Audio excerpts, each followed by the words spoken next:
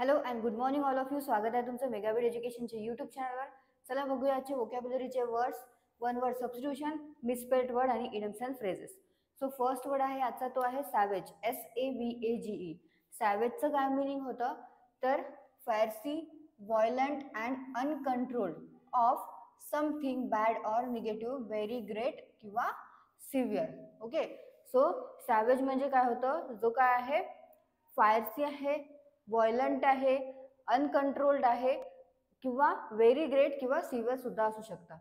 So savage म्हणजे मराठीमध्ये काय होतं, जो भयानक आहे, भयानक व्यक्ती असतो किंवा क्रूर असतो, निर्दयी असतो, त्याला म्हटलं जातं सॅवेज. तर सॅवेज म्हणजे काय होतं, क्रूर, निर्दय,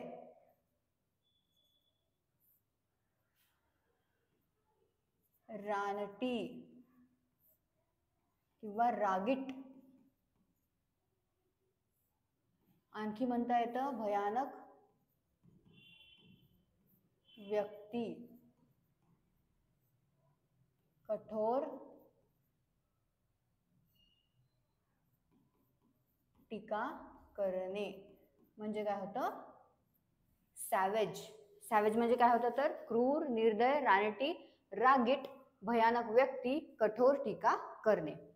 सिनोनिम्स काय आहे बघूया. सिनोनिम्स आहे रॅव्हिनिंग, प्रिडेटर, प्रिडेटरी, म्युटिलेट, मँगल, लॅसिरेट आणि डेसिरेट.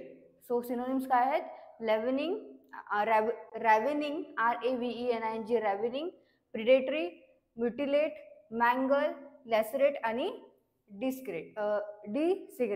ओके, आणि अँटोनिम्स आहेत टेम, सिव्हिलाइज्ड आणि हार्मलेस. ओके, सो काय होतं सॅवेज म्हणजे होतं क्रूर, भयानक व्यक्ती, कठोर, टीका करणे, रानटी किंवा रागीट, त्याला म्हटलं जातं सॅवेज. His decision was a सॅवेज blow for the town. तर या सेंटेन्सचं मराठीमध्ये मिनिंग काय होतं तर त्याचा निर्णय शहरासाठी एक भयानक धक्का होता. ओके, सो त्याचं डिसिजन, त्याचा निर्णय शहरासाठी एक भयानक धक्का होता, असं या सेंटेन्सचा अर्थ आहे. आणि याच्यामध्ये असं सॅवेजला यूज करण्यात आलेला आहे ॲज अ भयानक धक्का म्हणून. नेक्स्ट बघूया. नेक्स्ट वर्ड आहे रॅवेज. RAVAGE, रॅवेज. रॅवेजचं काय आहे मिनिंग तर cause severe and extensive damage to, म्हणजे काय करणे, नासधूस करणे, उद्ध्वस्त करणे, त्याला म्हटलं जातं रॅवेज किंवा विध्वंस सुद्धा म्हटलं जातं. तर रॅवेज म्हणजे काय होतं, नासधूस, आणखी नाश करणे,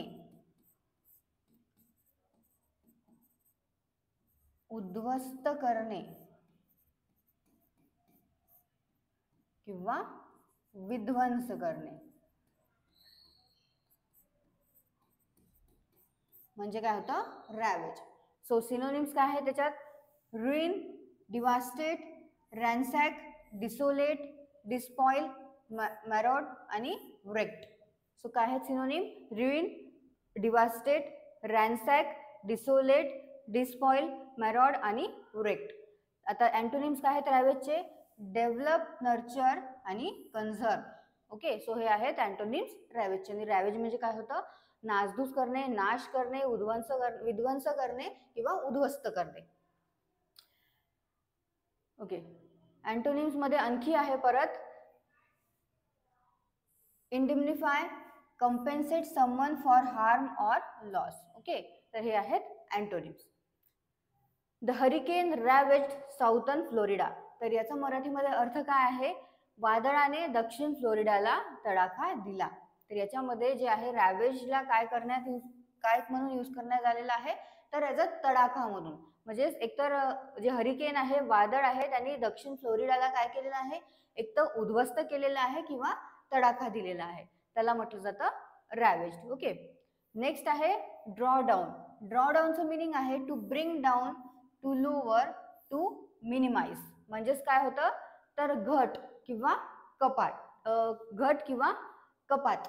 ओके, तर ड्रॉ डाऊन म्हणजे काय होते, to bring down, to lower म्हणजेच कपात करणे, घट करणे, टू मिनिमाइज म्हणजेच कपात किंवा घट असं म्हटलं जातं ड्रॉ डाऊनला मराठीमध्ये. सिनोनिम्स आहेत रिडक्शन, डिक्रीज आणि एक्सटेन्युएट.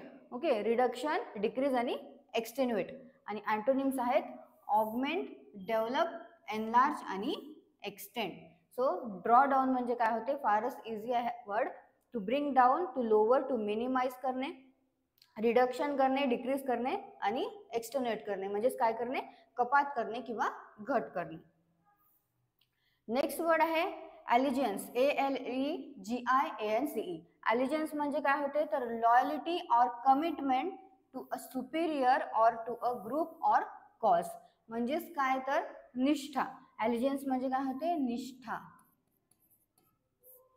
किंवा एखादा शासक सुद्धा म्हटलं जातं. अलिजियन्स म्हणजे होते loyalty or commitment to a superior or to a group or cause. म्हणजेच एकतर निष्ठा होतं किंवा एखादा शासक. आता सिनोनिम काय आहेत अलिजियन्सचे, स्टेडीफास्ट, डिवोशन, होमेज आणि ॲडरन्स सुद्धा आहे आणि ओबिडियंट सुद्धा आहे. सो सिनोनिम्स याचे काय आहेत, स्टेडीफास्ट, डिवोशन, होमेज, ॲडरन्स आणि ओबिडियंट. आणि अँटोनिम आहेत ट्रिचरी आणि डिसलॉयलिटी. परत एकदा बघून घेऊया आपण, इकडे आहे का. ओके, सो काय होतं, अलिजियन्स म्हणजे निष्ठा, एखादा शासक.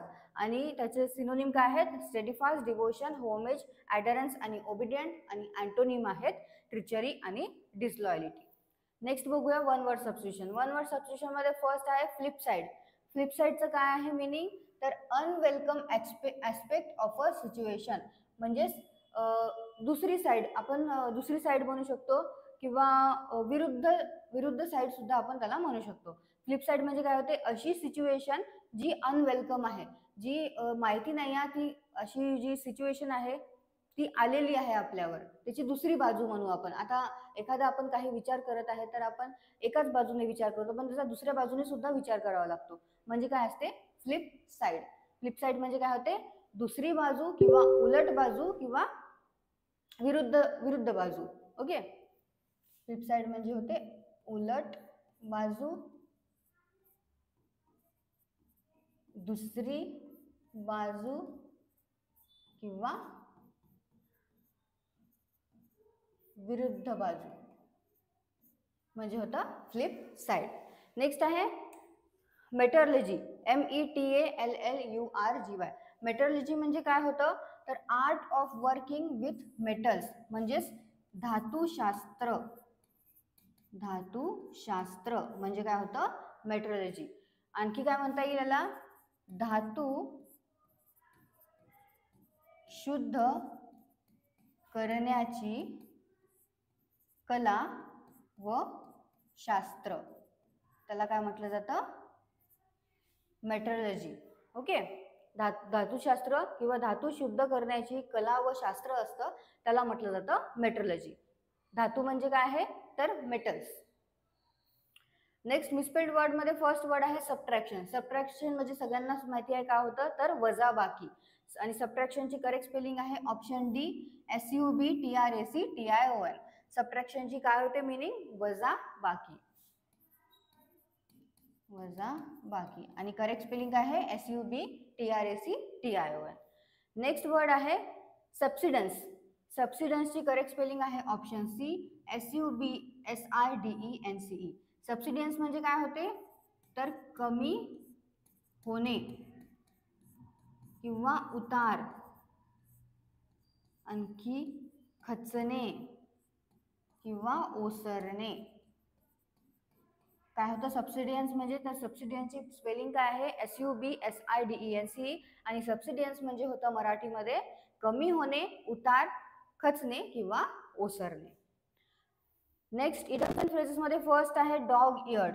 डॉग इयर्डचं काय मिनिंग आहे, if a book is dog eared it is in a bad condition with torn pages. तर एखादी जर बुक आहे जी डॉग इयर्ड आहे म्हणजे काय आहे, ती खूप खराब कंडिशन मध्ये आहे, तिची जी बुकची जी कोपरे वगैरे आहे ते कोपरे मोडलेले आहेत किंवा फाटलेले पेजेस आहेत, तर त्याला काय म्हटलं जातं डॉग इयर्ड. डॉग इयर्ड म्हणजे काय होतं तर एखादं पुस्तक आहे ज्याचे कोपरे थकलेले आहेत किंवा वापरल्याने खराब झालेले आहेत. म्हणजे काय होतं, डॉग इयर्ड. डॉग इयर्ड म्हणजे काय होतं, तर if a book is dog eared म्हणजेच एकतर ती खूप खराब कंडिशन मध्ये आहे, त्याची परिस्थिती जी आहे त्या बुकची खूप खराब आहे आणि त्याचे पेजेस सुद्धा फाटलेले आहे किंवा मोडलेले आहे, त्याला म्हटलं जातं डॉग इयर्ड.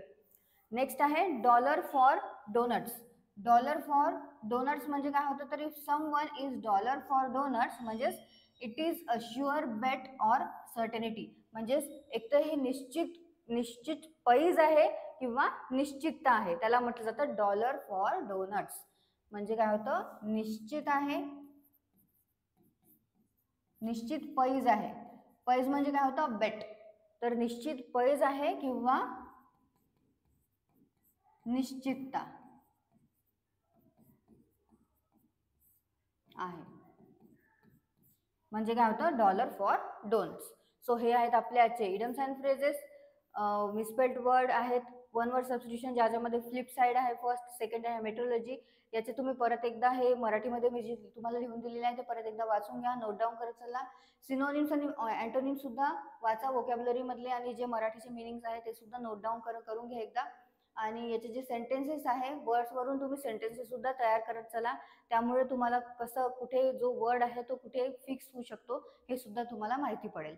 आणि याचे सिनोनिम्स अँटोनिम्स परत एकदा वाचा. काही काही जे सिनोनिम्स आहेत ते थोडेफार प्रोनाऊन्सिएशन करता हार्ड होते, तुम्हाला मी प्रोनाऊन्स करून सांगितलेले आहे, ते सुद्धा आणखी एकदा तुम्हाला जसं मी सांगितलेलं आहे तसं एकदा तुम्ही मराठीमधून सुद्धा जर तुम्हाला हे वाचायचं आहे डिवास्टेट, सो डिवास्टेट तुम्हाला जर असं वाचता येत नाही तर त्याच्याच वरती असं थोडं मराठीमध्ये लिहून ठेवायचं, म्हणजे तुम्हाला ते प्रोनाऊन्स करायला आणखी इझी जाईल जेव्हा तुम्ही नंतर रिव्हिजन कराल तेव्हा. सो तुम्हाला सेशन आवडलं असेल तर सेशन लाईक करा, चॅनलला सबस्क्राईब करा, सोबतच तुमच्या फ्रेंड्सला शेअर करा. All the best all of you and thank you.